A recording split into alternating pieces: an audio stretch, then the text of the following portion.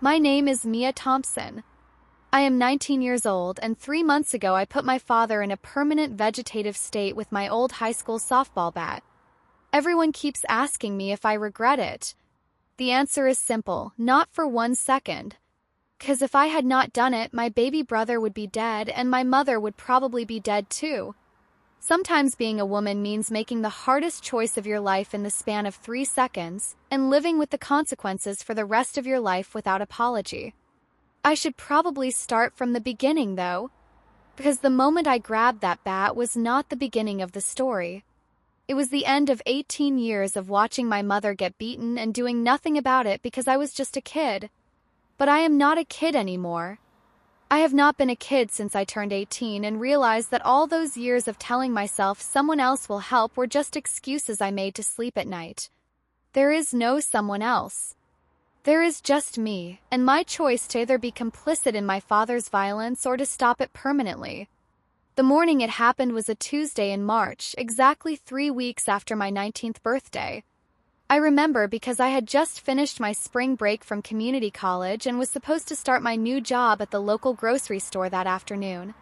I was excited because it was my first real job, my first step toward independence, my first chance to start saving money so Mom and I could finally leave Dad for good. I had it all planned out in a notebook I kept hidden under my mattress. I was going to work full-time over the summer, save every penny except what I gave Mom for groceries, and by the time the baby was born in May, we would have enough for a security deposit on our own apartment.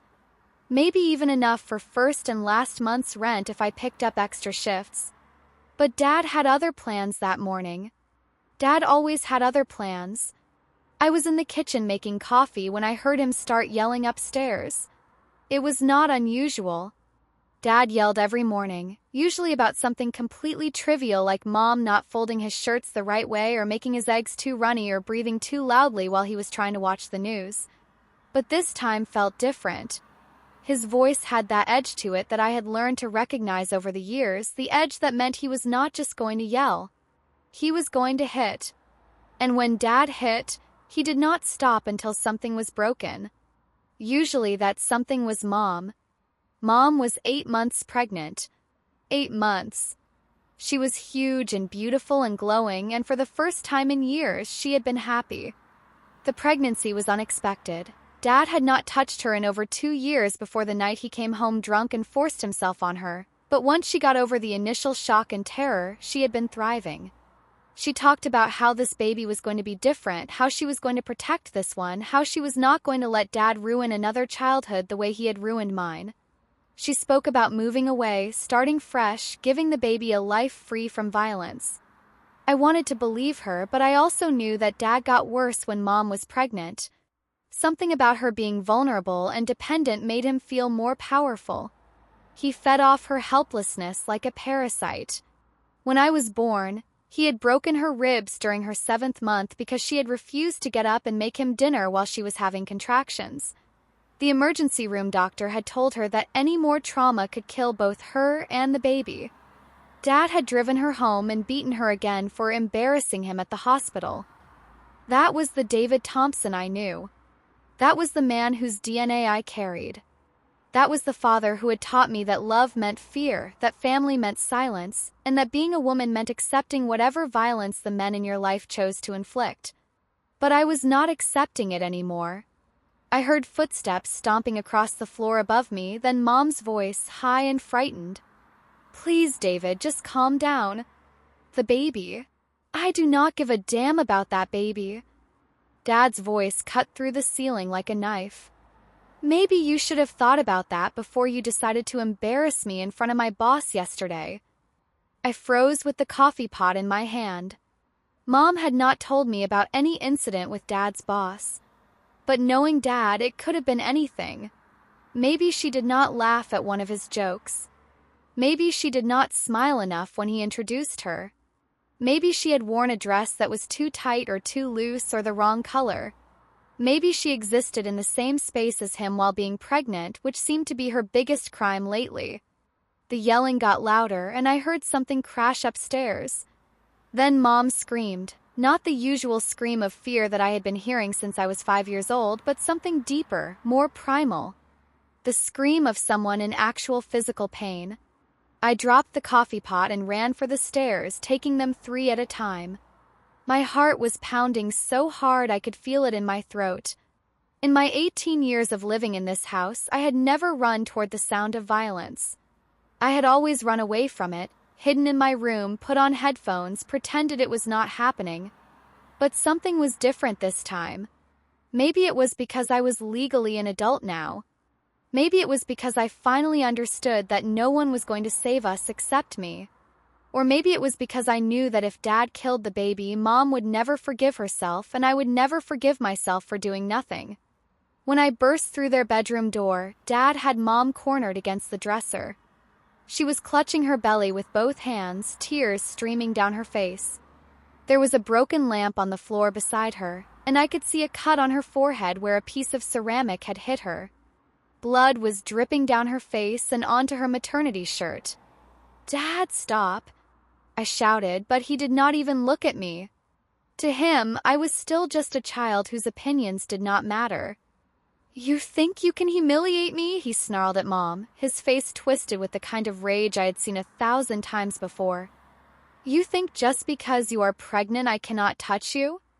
You think that baby gives you some kind of protection?" "Please," Mom whispered, her voice barely audible. "The baby is moving wrong. Something is not right. Please, David, I think something is wrong." "Shut up about the damn baby. I am sick of hearing about that baby. You know what I think about that baby?" And then I saw it. Dad pulled his fist back, aimed directly at Mom's protruding belly. In that moment, everything slowed down like in a movie. I could see exactly what was going to happen. He was going to punch her stomach with all his strength. He was going to try to kill my unborn brother out of spite and rage and cruelty. He was going to kill the baby and probably my mother too, and then he was going to tell everyone it was an accident, that she fell down the stairs, that she was clumsy because of the pregnancy, that it was not his fault, just like he always did. Except I was not a little girl anymore. I was not going to hide in my room and pretend it was not happening. I was not going to call 911 and wait 20 minutes for help that might not come in time. I was not going to let him destroy another innocent life just because he could. No. I lunged forward and grabbed Dad's arm just as he started to swing. He was bigger than me, stronger than me, but I had surprise on my side and 18 years of suppressed rage fueling my muscles. We struggled for a moment, and then he backhanded me across the face so hard that I saw stars and tasted blood. "Stay out of this, you little bitch," he roared, and I could smell the alcohol on his breath even though it was only 9 in the morning. "This is between me and your worthless mother." But I did not stay out of it. Because as I stumbled backward from his hit, trying to regain my balance, I saw Mom double over in pain, clutching her stomach. Her face had gone completely white, and she was making small whimpering sounds that I had never heard before. And I realized with crystal clarity that he had already hurt the baby. While I was trying to be reasonable, while I was trying to grab his arm instead of really stopping him, he had already caused damage. The baby was in distress. My brother was dying. And Dad was pulling his arm back to hit Mom's stomach again. That is when something inside me broke. Or maybe it finally got put back together. All those years of being told to be a good girl, to not make waves, to let the adults handle things, to turn the other cheek, to forgive and forget and keep the family together at any cost, all of that just evaporated like morning mist. I was done being good. I was done being reasonable. I was done being the daughter who stayed quiet and kept secrets and protected the reputation of a man who deserved to rot in hell. I was done letting my father hurt my family. I do not remember walking to my old bedroom to get the bat. I do not remember walking back to their room. The next thing I remember clearly is standing behind Dad with my aluminum Louisville Slugger raised over my head while he advanced on Mom again, completely unaware that his 19-year-old daughter was about to change his life forever. "David Thompson," I said, and my voice was so calm it surprised even me. Sounded like someone else talking, someone older and stronger and more dangerous than the girl I had been 5 minutes earlier. "Step away from my mother." He turned around slowly, and when he saw the bat, he laughed. She laughed, like the idea of me fighting back was the funniest thing he had ever heard. "What are you going to do with that, little girl?" "Hit me." He took a step closer, completely unafraid. "You do not have the guts. You are weak, just like your mother. You are pathetic, just like your mother. You are nothing, just like your mother. Try me. You think you scare me? You think holding a bat makes you tough?" He took another step closer, and I could see the exact moment when he decided to take the bat away from me and beat both Mom and me with it. "You are just like your mother. All talk, no action. You are weak. You are pathetic. You are." I swung the bat with every ounce of strength I had, putting my whole body behind it like my high school softball coach had taught me. Hips first, then shoulders, then arms, following through completely. Connected with the side of his head with a sound I will never forget, like a watermelon being dropped on concrete from a great height, wet and final and devastating. Dad crumpled to the floor immediately, his legs folding under him like they were made of paper. Blood began pooling under his head almost instantly, dark and thick and spreading across the hardwood floor. His eyes were open but rolled back so far that only the whites were showing. His breathing was shallow and irregular, making a horrible rattling sound in his chest. I had given him a traumatic brain injury. I knew that even before the paramedics arrived, even before the doctors confirmed it. I had permanently damaged my father's brain, possibly destroyed it completely, and I was not sorry. Not even a little bit. Mom screamed and fell to her knees beside him, her hands fluttering over his body without actually touching him. Oh my God, what did you do? Mia, what did you do?" "I protected my family," I said, dropping the bat. My hands were shaking now, but my voice was still steady. "Call 911. Tell them you need an ambulance for Dad and that you need to get to the hospital to check on the baby. Tell them your husband was beating you and your daughter defended you." "But Mia..." "Mom, the baby could be hurt. Dad hit you in the stomach. We need to get you to a doctor right now, and we need to make sure Dad does not die before the paramedics get here, because if he dies, I go to prison for murder instead of assault." She stared at me like she was seeing me for the first time.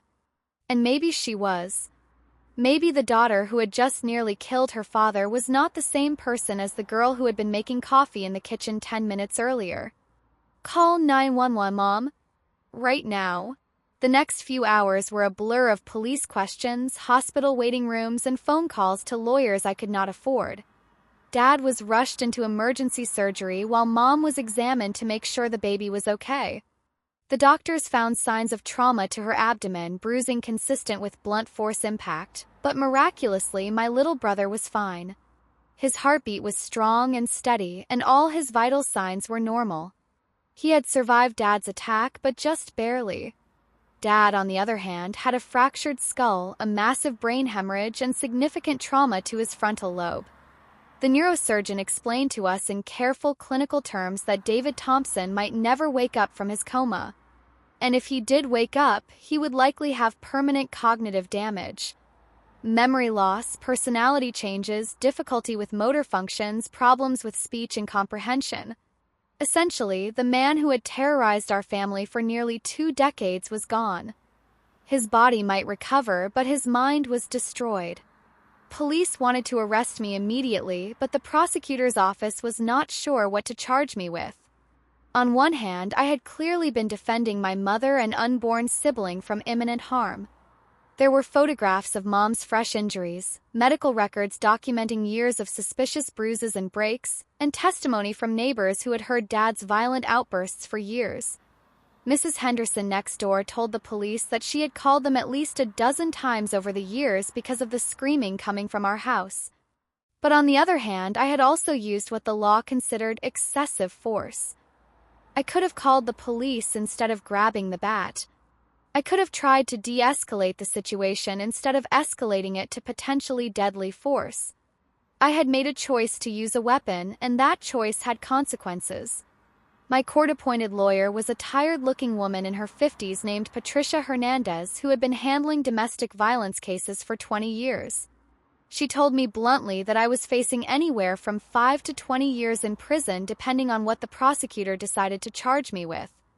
Aggravated assault with a deadly weapon, attempted murder, or if Dad died from his injuries, murder in the second degree.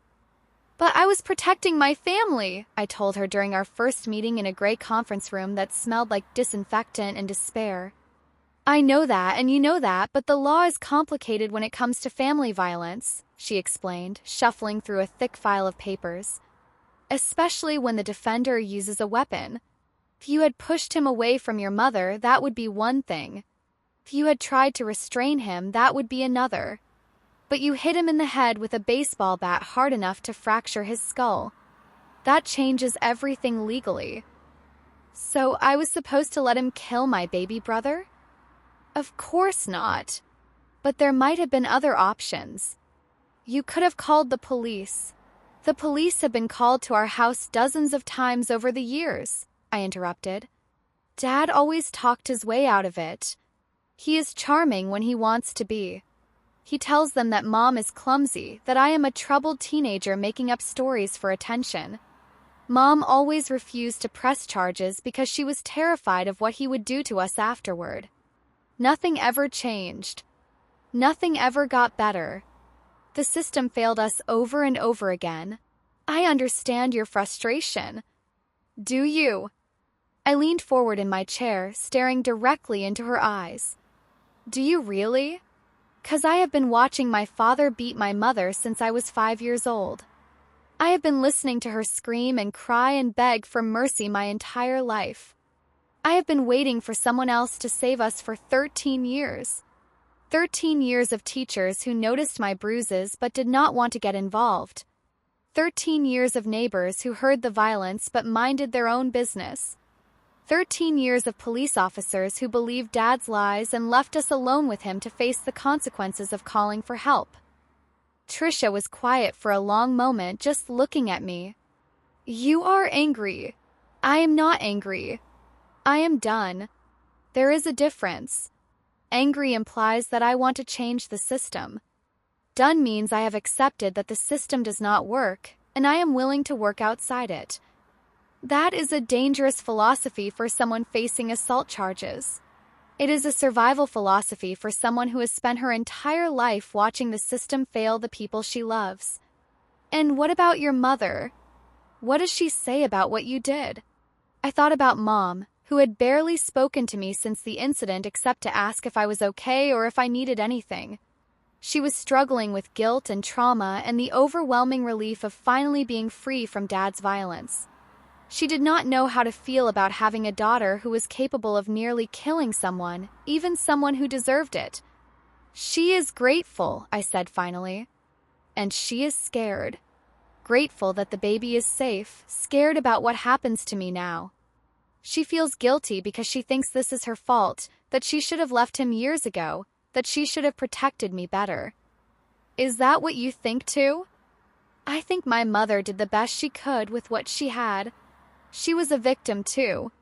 But I also think that there comes a time when you have to stop being a victim and start being a protector. And for me, that time was the moment I saw Dad pull his fist back to punch her stomach. Trisha made some notes in my file. The prosecutor is considering a plea deal. Aggravated assault instead of attempted murder. 2 to 10 years instead of 5 to 20. What does that mean for my family? It means you would serve time, but probably not decades. It means you would have a chance to come home and help raise your baby brother. And if I do not take the plea, then we go to trial and you face the possibility of spending the next 20 years in prison. Prosecutor has a strong case. You used a weapon. You caused severe bodily harm. The victim is in a coma and may never recover. Those are facts that are hard to dispute. The victim. I stood up from my chair, anger finally breaking through my calm facade. The victim is my mother, who has spent 18 years getting beaten by that man.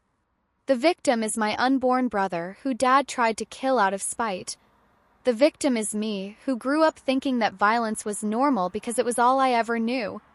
David Thompson is not a victim. He is a perpetrator who finally faced consequences for his actions. Mia, sit down. I am on your side here, but you need to understand how the legal system works. In the eyes of the law, the person who was harmed is the victim, regardless of what led up to that harm. Then the legal system is broken. Maybe it is. But it is the system we have to work within. I sat back down, but I did not apologize. Because I was not sorry for what I had done, and I was not going to pretend to be sorry just to make other people more comfortable. What about my mother and the baby? Who is going to take care of them if I go to prison? Your mother is an adult, Mia. She can take care of herself and her son. Can she, though? She has never lived alone. She has never paid bills or grocery shopped by herself or made any major decisions without Dad telling her what to do. She does not even have a driver's license because Dad never let her learn to drive. What if she falls apart without me there to help her? Then she will figure it out. People are more resilient than you think. And you cannot protect her forever. But that was exactly what I intended to do. Protect her forever. 'Cause if 18 years of watching my father hurt her had taught me anything, it was that the people who are supposed to protect you do not always do their job. Sometimes you have to do it yourself. Sometimes you have to become dangerous to keep the people you love safe. The legal proceedings dragged on for another 2 months while Dad remained in a coma. During that time, I tried to prepare Mom for the possibility that I would be going to prison soon. I taught her how to balance a checkbook, how to drive Dad's old pickup truck, how to apply for government assistance programs. I helped her practice talking to doctors and landlords and potential employers. Most importantly, I helped her learn to make decisions without asking permission first. I am scared, she admitted one evening as we sat in the hospital waiting room, watching my baby brother's heartbeat on the monitor during one of her regular checkups. Of what? Of everything. Of being alone. Of raising the baby by myself. Of not being strong enough to handle everything without you. Mom, you are stronger than you think you are. You survived 18 years with Dad. You kept me alive and relatively sane despite growing up in a war zone. You can survive whatever comes next. What if I make the wrong choices? What if I am not a good mother to the baby? You are already a good mother. Look at me, I turned out okay, did I not? She smiled for the first time in weeks. You nearly killed your father with a baseball bat. I am not sure that counts as turning out okay. I protected my family. That counts as turning out exactly right. 3 weeks before my baby brother was born, Dad woke up from his coma. The doctors were surprised by how quickly he regained consciousness, but it became clear pretty immediately that he was not the same person who had fallen into the coma 2 months earlier. He could not remember Mom's name. He could not remember mine. He kept asking for his mother, who had died when I was 10. When the nurses asked him what year it was, he said 1987, the year he graduated high school. He had the cognitive ability of maybe a 7-year-old, and even that was being generous. The neurologist explained to us that the damage to Dad's frontal lobe had essentially erased his personality and most of his memories. He might remember fragments of his past, but he would never be able to form new long-term memories. He would need round-the-clock care for the rest of his life. He would never live independently again. He would never hurt anyone again because he lacked the mental capacity to plan or execute complex behaviors like stalking or intimidation or systematic abuse. When the social worker told Mom that Dad wanted to see her, I absolutely forbade it. He cannot hurt you anymore, the social worker explained patiently. He does not even remember being violent. In his mind, he is a completely different person. I do not care, I said firmly. She is not going near him. Mia, I am his wife, Mom said quietly. Maybe I should. No. I stood up from my chair and looked the social worker directly in the eye. My mother is 8.5 months pregnant with a baby that man tried to kill. She is not going to visit him in the hospital so he can traumatize her further, even if he does not remember doing it. Even if he is brain damaged and helpless, she does not owe him forgiveness or closure or anything else. End of discussion. The social worker looked like she wanted to argue, but something in my expression must have convinced her not to. She made some notes in her file and left. Mom did not visit Dad in the hospital. Neither did I. As far as I was concerned, David Thompson died the day I hit him with that bat. Person in the hospital bed was just a stranger who happened to look like him. My baby brother was born on a Tuesday morning in early May, exactly 2 weeks before my trial was scheduled to begin. Mom went into labor at 3 a.m., and I drove her to the hospital in Dad's old pickup truck, which she had finally learned to drive with help from our neighbor Mrs. Henderson. She squeezed my hand through every contraction and told me over and over how grateful she was that I had saved him. When the doctor finally placed that tiny, perfect baby in my arms, I understood for the first time why I had done what I did. It was not just about stopping Dad from hurting Mom. It was not just about protecting an innocent life. It was about making sure this little boy never had to live in fear the way I had. It was about breaking the cycle of violence that had defined our family for as long as I could remember. "What are we going to name him?" Mom asked, exhausted but smiling as she watched me hold her son. "I was thinking James," I said, looking down at my brother's scrunched-up little face. He had Mom's brown eyes and a full head of dark hair. "After Grandpa." "James Thompson," Mom said, testing the name. Then she paused, her expression growing thoughtful. "Actually, I want to change our last name. All of us. I want to go back to my maiden name. Rodriguez. Rodriguez. James Rodriguez. Mia Rodriguez. Elena Rodriguez. A fresh start for all of us. A clean break from everything that came before." I liked the sound of that. Rodriguez felt clean, uncomplicated, hopeful. Thompson carried too much baggage, too much history, too much violence. We were not Thompsons anymore. We were something new, something better, something that David Thompson had never touched. Prosecutor eventually decided to offer me a plea deal, 18 months in minimum security prison, followed by 3 years of probation and 500 hours of community service. It was better than the 5 to 20 years I could have faced if we went to trial, but it still meant leaving Mom alone with a newborn baby for a year and a half. "It is a good deal," Patricia told me. "Given the circumstances, it could have been much worse." "What about my family? Who is going to take care of Mom and the baby while I am in prison?" "Your mother has been taking care of herself pretty well since your father was hospitalized. She learned to drive, she got a part-time job at the grocery store, she has been handling all the household responsibilities. She is stronger than you think. But what if something happens? What if she gets postpartum depression?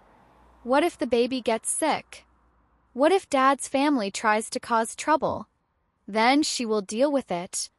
You cannot protect her from every possible problem, Mia.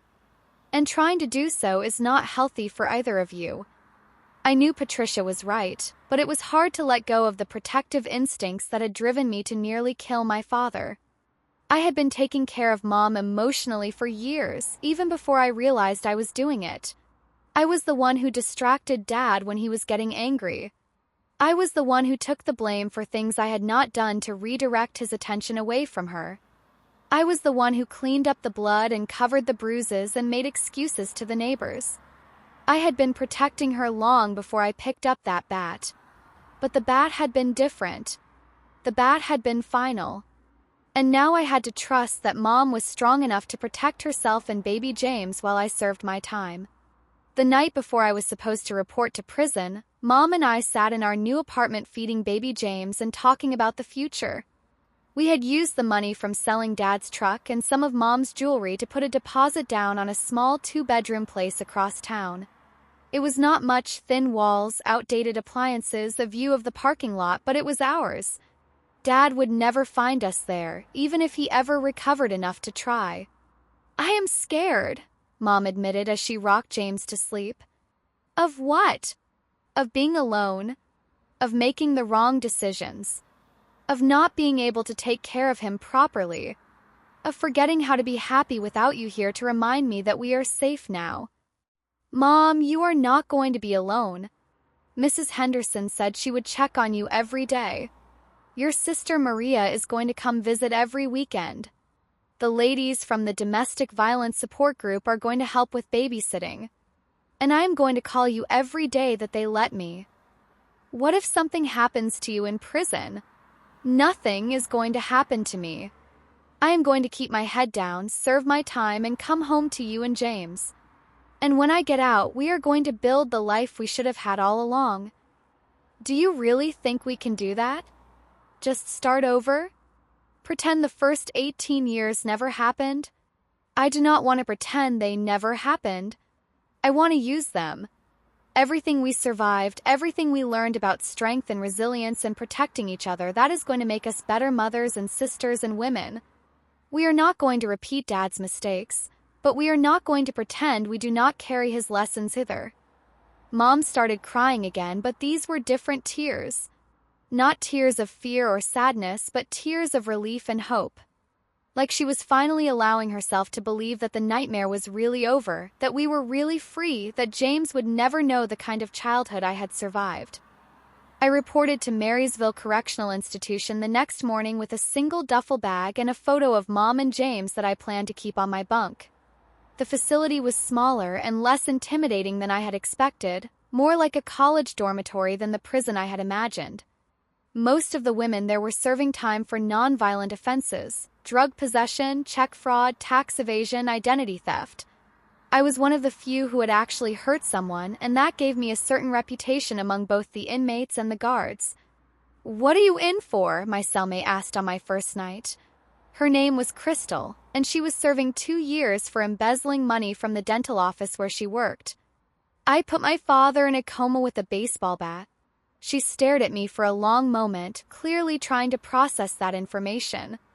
Damn, girl. What did he do to you? It was not what he did to me. It was what he was about to do to my pregnant mother. Oh. She nodded like that explained everything. Well, good for you then. Somebody needed to stop him. That was the reaction I got from most of the women at Marysville. They did not see me as a violent criminal or a dangerous person. They saw me as someone who had done what needed to be done to protect her family. Many of them had similar stories: abusive husbands who controlled their finances until they turned to fraud to escape, boyfriends who hit them until they started selling drugs to afford their own apartments, fathers who molested them until they stole cars trying to run away from home. The difference was that most of them had tried to work within the system to get help. They had called the police, filed restraining orders, pressed charges, sought counseling, applied for assistance programs. And when the system failed them, they had either endured the abuse or tried to escape it through illegal means that got them arrested. I was the only one who had fought back with deadly force. That made me either incredibly brave or incredibly stupid, depending on who you asked. But it also made me someone the other women respected and came to for advice when they were having problems with violent inmates or abusive guards. Prison was not easy, but it was not as hard as I had expected either. The routine was actually comforting after 18 years of never knowing when Dad's mood would turn violent. I knew exactly what to expect each day. Wake up at 6 a.m., breakfast at 7, work assignment from 8 to 4, dinner at 5, free time until 9, lights out at 10. No surprises, no sudden explosions of rage, no walking on eggshells waiting for someone to snap. I spent my days working in the prison library, helping other inmates study for their GEDs or write letters to their families or research legal cases. I spent my evenings taking college courses through a partnership program with the local community college. I was determined to come out of prison better educated and more prepared to take care of my family than when I went in. I studied psychology and social work and criminal justice, trying to understand the systems that had failed us and how I might be able to help other families avoid what we had been through. Mom visited me every week with James, who grew from a tiny newborn to a chubby, smiling baby over the course of my sentence. Watching him develop was bittersweet because I was missing so many of his first smile, his first laugh, his first time rolling over, but it was also incredible to see him thriving in an environment free from violence. He was a happy baby, always laughing and reaching for people and babbling contentedly. He had never known fear, and if I had my way, he never would. He said, "Mama, yesterday, Mom told me during one visit when James was about 8 months old." His first word, well, technically his first word was "ba," but Mama was definitely intentional. He was looking right at me when he said it. I looked at my little brother, who was contentedly chewing on a set of plastic keys, completely oblivious to the conversation about him. He was beautiful and perfect and innocent, and I had saved him. Whatever else happened in my life, whatever consequences I faced for my choices, I had saved him. That knowledge sustained me through the hardest days of my incarceration. "Any word from Dad?" I asked, though I was not sure why. I did not care about Dad anymore, but part of me was curious about whether he was improving or deteriorating. "He is the same. The doctors do not think he will ever recover beyond where he is now. He still does not remember us at all. Sometimes he remembers fragments of his childhood, but nothing from the last 30 years. It is like his adult life was completely erased." "Good." "Mia." "What? You want me to feel bad about it? You want me to feel guilty for destroying the brain of a man who tried to kill your baby? I want you to feel whatever you feel. I just do not want you to carry around anger for the rest of your life." "I am not angry, Mom. I am relieved. We are free. James is safe. You are safe. I am safe. Dad can never hurt any of us again." That is not anger talking, that is satisfaction. And it was true. I did not feel angry about what I had done. I felt proud. Every time I looked at James, every time I saw Mom smile without fear, every time I thought about the life we were going to build together when I got out of prison, I felt proud of the choice I had made that morning in March. I had been forced to choose between being a good daughter and being a protective sister, and I had chosen protection. I would make the same choice again tomorrow if I had to. During my time in prison, I also started corresponding with other young women who had been convicted of violent crimes in defense of family members. There were more of us than I had expected, daughters who had killed abusive fathers, sisters who had poisoned stepfathers who were molesting their siblings, mothers who had shot ex-husbands who were stalking their children. We formed an informal support network, sharing legal resources and emotional support and practical advice about surviving incarceration. One of them, a 22-year-old named Sarah who had stabbed her stepfather to death when she caught him raping her 12-year-old sister, became particularly close to me.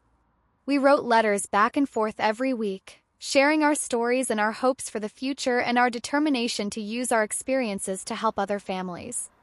"Do you ever regret it?" she asked me in one letter. "Never," I wrote back. "Do you?" "Only that I did not do it sooner.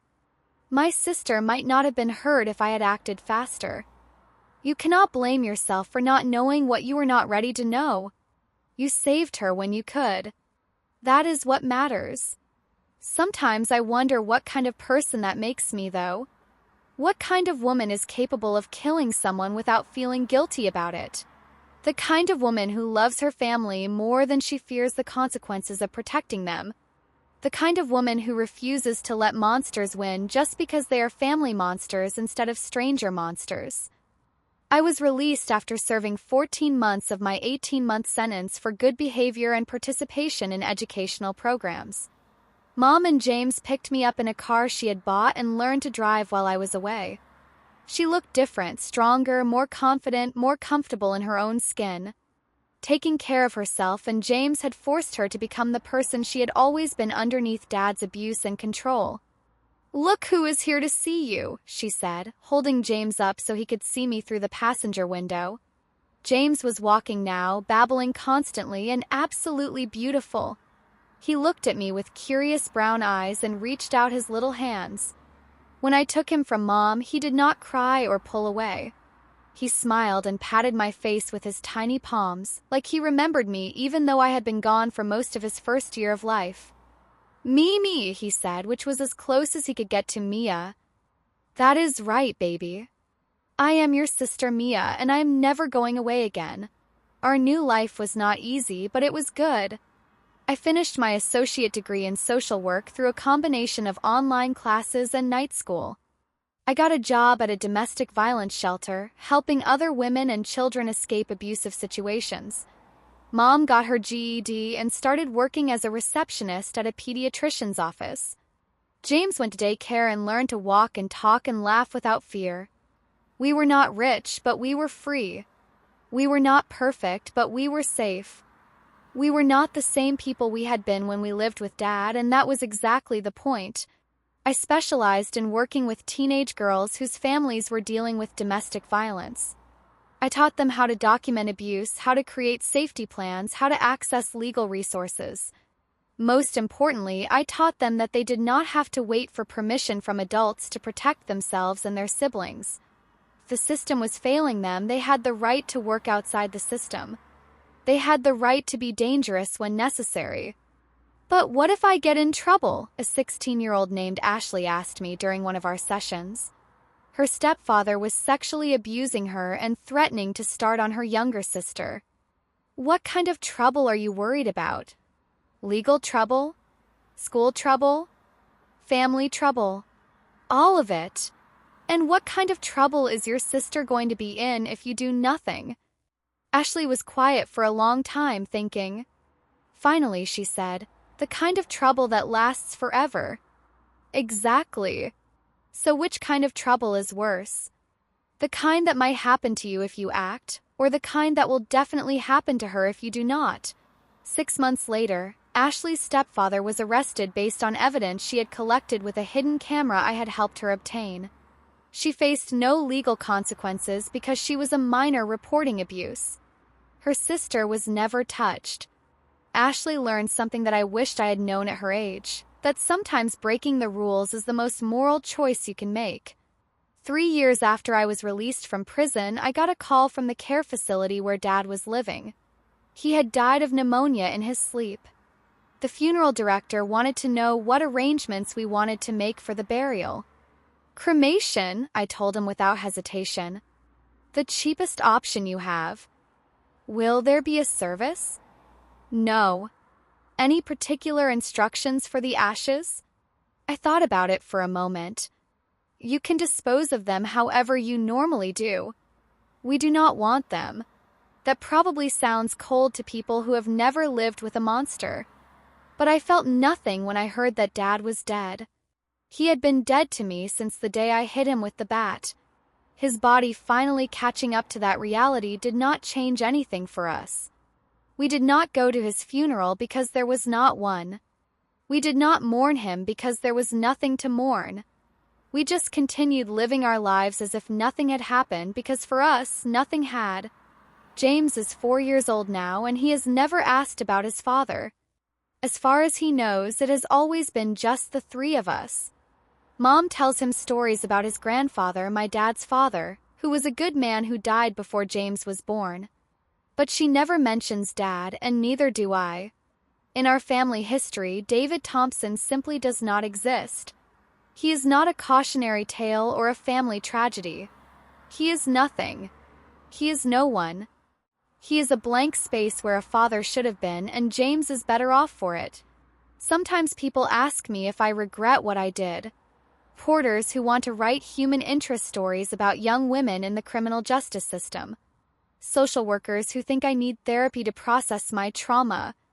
Former classmates who see me around town and remember the girl I used to be before I became someone who could kill without remorse. They want me to feel guilty or ashamed or traumatized by the violence. They want me to fit into their neat little boxes of victim and perpetrator, good and evil, right and wrong. They want me to be sorry for defending my family. They want me to regret saving my brother's life. They want me to wish I had chosen differently, that I had found some magical non-violent solution to the problem of living with a man who wanted to kill us. But life is not that simple, and neither are the choices we have to make to survive it. I do not regret hitting my father with that bat. I regret that I had to do it. I regret that the system failed my family so completely that a 19-year-old girl with a baseball bat was our only hope for justice. I regret that my baby brother will never know what it is like to have a father because his father was a monster. I regret that I lost 14 months of my life to prison when I should have been helping Mom adjust to motherhood and watching James learn to walk and talk. But I do not regret the choice I made in that moment when I saw Dad pull his fist back to punch Mom's belly. I do not regret deciding that my family's safety was more important than my father's life. I do not regret becoming the kind of person who would rather be a convicted felon than a silent victim. 'Cause I saved 2 lives that day. And sometimes that is what being a woman means. Not being sweet or polite or accommodating or forgiving, but being fierce and protective and willing to do whatever it takes to keep your family safe. Even if it means becoming the kind of person other people are afraid of. Even if it means carrying the weight of violence for the rest of your life. Even if it means accepting that you are capable of terrible things when terrible things are necessary. I am not the same person I was before I picked up that bat. I am harder now, more cautious, quicker to recognize danger and respond to it. I do not trust authority figures to protect me or my family. I do not believe that following the rules will keep us safe. I do not assume that other people have our best interests at heart just because they are supposed to. But I am also stronger, more confident, more certain of my own power and my willingness to use it. I know that I can protect the people I love, and I know that I will never again stand by and watch someone hurt them. I know that there are worse things than being seen as dangerous, and one of those things is being helpless when the people you love are in danger. Mom sometimes worries that I have become too hard, too willing to use violence to solve problems, too quick to assume the worst about people. She worries that I will teach James to be violent, that I will pass on some kind of inherited trauma that will damage him the way Dad's violence damaged me. But she does not understand that the capacity for violence and the willingness to use it are 2 different things. I do not go looking for fights. I do not hurt people for fun or revenge or because I am angry. I do not use my strength to intimidate or control or abuse. But if someone threatens my family, they will discover very quickly that I learned something important that day in March. Sometimes the only way to stop a monster is to become something more dangerous than the monster himself. And I am comfortable being that something. James will grow up knowing that his sister loves him enough to kill for him. He will grow up knowing that his mother is strong enough to rebuild her entire life for him. He will grow up knowing that women in our family do not get pushed around, do not stay silent, do not accept abuse as the price of belonging somewhere. He will grow up knowing that protection is more important than politeness, that safety is more important than social approval, that family loyalty means being willing to fight for each other when fighting is necessary. And if someday he faces a choice between protecting his family and following the rules, I hope he chooses family. Because rules are written by people who have never had to watch their father try to murder their unborn sibling. Rules are written by people who have never had to choose between being a good person and being a protective person. Rules are written by people who have never learned that sometimes the most moral thing you can do is the most illegal thing you can do. I chose protection. I chose my family. I chose life over law, love over order, courage over compliance.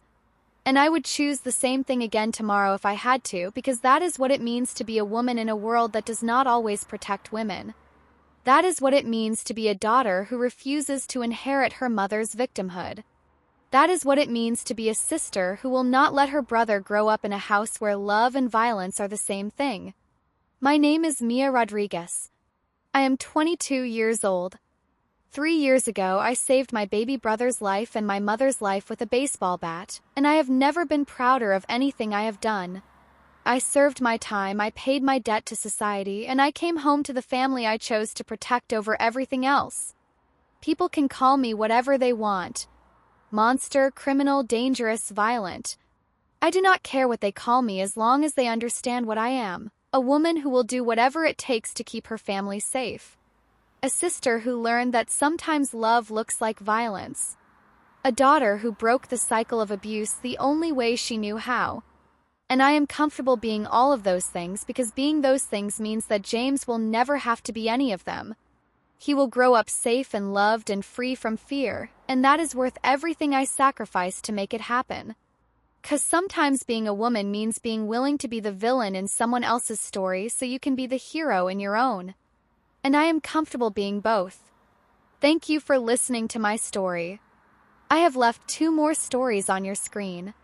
Click on whichever one resonates with your heart. And if you want to join our sisterhood of survivors who refuse to stay silent, that notification bell is your invitation. Until tomorrow, remember, your voice is your power and it is never too late to use it.